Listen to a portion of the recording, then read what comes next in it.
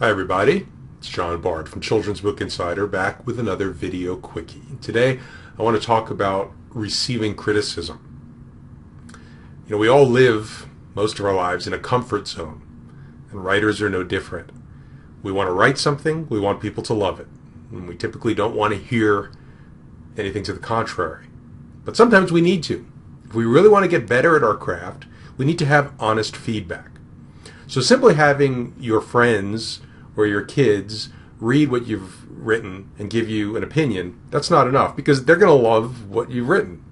That's because they love you, and because they don't want to hurt your feelings, or because oftentimes they really wouldn't know if there was a problem with the plot or characters or dialogue. So we need to break out of that comfort zone sometimes and get objective feedback on our work. And that's not always a lot of fun. But that happens because we invest ourselves in our work.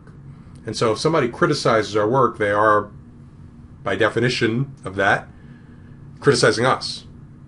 And that's not really the way you want to go about it. You need to separate yourself from your work. You need to recognize that this is your product, and it's a product that is still very much in transition. It's in progress. And it is not you that someone is criticizing when they say, I don't like that sentence, or that's a run-on, or this doesn't make sense. They're helping you.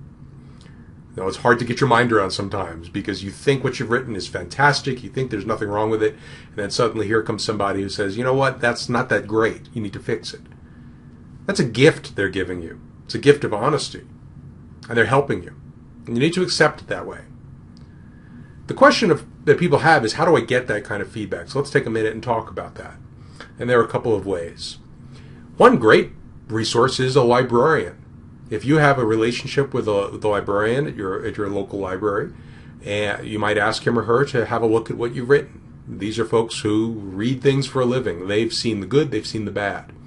And if you don't have that kind of relationship, I would suggest first that maybe you do something for them. Maybe you volunteer at the library. Maybe you donate some books. Maybe you help them out somehow, and then ask them. I wouldn't just walk into a librarian you never met and say, hey, I've written a manuscript, would you read it for me? But librarians are wonderful areas for feedback. Writers groups. Connect with a local writers group in your area, and writers can critique each other's work. There's also professional critique people. We have a service like that at Children's Book Insider.